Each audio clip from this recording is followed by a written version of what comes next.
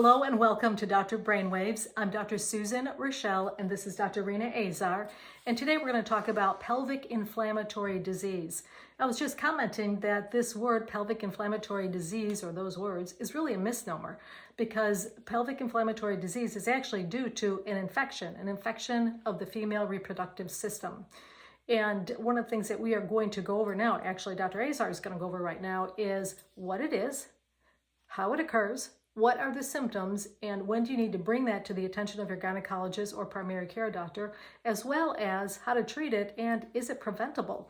And the other thing she's going to comment on is if it's not treated, what can happen? Dr. Azar. Yes, so here is the female reproductive tract. We have the ovaries, the tubes coming in both sides of the top of the uterus. This is the uterus, and there's the canal in the uterus. The eggs, usually during ovulation, pop out of the ovary and travel down the tube and go into the uterus. So this is one big long system here that's connected. And this is the vagina, the port of entry. So when we're talking about pelvic inflammatory disease, what happens is a bacteria gets introduced into the vagina and then it travels. It travels up the canal of the cervix into the uterus. It travels into the uterine cavity. And if it gets high enough, it travels into the tube and it can spill out. It can land on the ovary and cause irritation and inflammation of the ovary. It can even spill into the abdominal cavity. So you can imagine that some of the problems that people can have from this are as follows. Because you have all this irritation, inflammation, and infection, you can get scarring, and that can cause chronic pelvic pain. The body has a natural response to try and wall off infections, and it does a great job, except that the problem is when you get the scarring, then those tubes may be so narrowed that nothing can pass through them. That's right. They're not only narrowed, but the little finger-like projection called cilia that move and join the ovulatory egg that's coming down them and the sperm coming up this way. Those little fimbriated tubal fingers do not do their job because they've been scarred up. So you have a narrowed canal, impaired little finger-like projections, and then the egg and the sperm, which usually meet in the tubal structure, cannot meet. Sometimes they don't meet at all. That's called infertility. Sometimes they meet and they can't travel back down into the uterus where they belong. That's called an ectopic pregnancy. And an ectopic pregnancy can occur on the ovary too. So chronic pelvic pain with intercourse, and infertility, as well as an increased risk for ectopic pregnancies, are long-term problems that result from pelvic inflammatory disease. And what is the treatment for an ectopic pregnancy? The treatment for an ectopic pregnancy is in another video, but it is going to be removal of it. We can do chemical removal or we can do surgical removal because ectopic pregnancies are not viable. A baby cannot survive in the tube. That's a good question. But that is a serious problem that can be incurred once you've had one of these infections. I would definitely encourage you, if you are seeing this video for PID, definitely need to be familiar with ectopic pregnancy. So see that video. That's a very good point. So what causes it? Well, unfortunately, the usual culprit is gonorrhea or chlamydia, sexually transmitted bacteria that's very aggressive.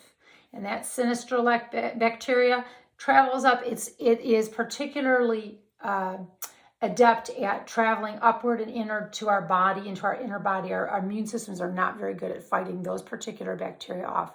Over 90% of pelvic inflammatory disease is caused by a sexually transmitted disease, and that always leads me to a little bit of an uncomfortable conversation that I have to have with people when they present with pelvic inflammatory disease. The whole point of pelvic inflammatory disease is you no longer have just a vaginal STD. You actually have an infection that has gone deep into your body, and people get much sicker with that. That is a theme that you'll see in our videos. People get very sick with deeper infections.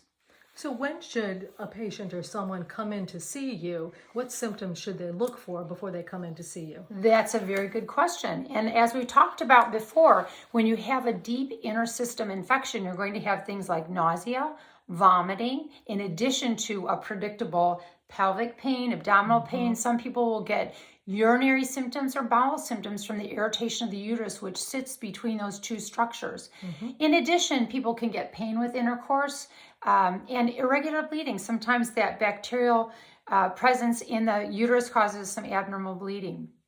I think it's important also to tell people this is an interesting type of infection because the usual course is that gonorrhea and chlamydia get introduced. They penetrate into the deeper areas. In the meantime, they just leave behind all this irritated, inflamed, damaged tissue. And now what happens is there are a lot of other bacteria in the female reproductive tract. See our video on biomes. And some of those bacteria now take advantage of this damaged, unhealthy uterus, tubes, and ovaries, and they'll follow in the trail of the gonorrhea and chlamydia. And then you'll have a multi-bacterial infection, multiple bacterial infections, and that can make treatment of this infection a little complicated.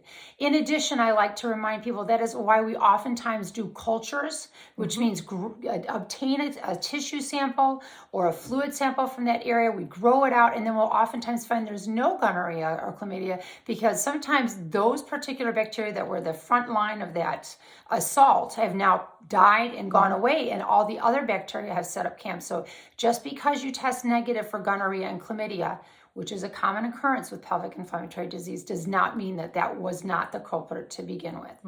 So when you get treated for this, you're usually on antibiotics that have broad spectrum coverage because we have a lot of different bacteria in the vaginal area, in the vaginal biome. So a couple of special considerations are that if you have an IUD, you may need to have that removed to help your body get rid of the infection. Infection can be treated with oral antibiotics, but sometimes we decide if people are very sick to treat them with IV antibiotics. Part of that depends on how sick you are, how well you tolerate. Do you have a lot of problems with nausea or vomiting? Do you have immunosuppressants that make you less capable of having a healthy response with the antibiotics to fight off the infection? Also, when we do an examination to evaluate if the patient has pelvic inflammatory disease, we do a clinical examination with an internal feeling of the uterus, tubes, and ovaries to see how uncomfortable people are. We try to do that gently, but we also sometimes do radiologic imaging that can show us perhaps that there's an abscess or a deep infection with a pocket of pus up higher. And we also look at blood work for an elevated white count and your vital signs. Do you have an elevated temperature, low blood pressure, anything that's suggestive of your body responding in a negative way, or maybe you're even approaching sepsis. See our video on sepsis, which is an infection that's gotten into the bloodstream and your whole body's responding in a way that's potentially life-threatening. So what imaging studies are typically done if it's required? So ultrasound is one of our first go-tos. It's minimally invasive. It's not very costly. It's quick to do. And that can usually see abnormalities suggestive of a deep abscess. But sometimes we do CT scans as well, or even occasionally an MRI.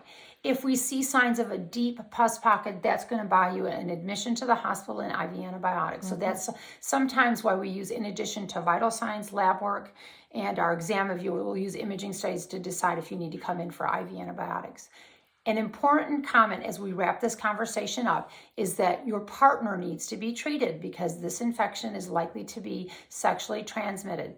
Ways to prevent: good choice of your partners, making sure that if you have a new sexual partner, you get them tested. Good vaginal health. We don't encourage douching. And if you have atrophy or thinning or recurrent infections, see your gynecologist to improve your gynecologic health. All those things are measures that you can take to prevent pelvic inflammatory disease. Thank you for visiting Dr. Brainwaves.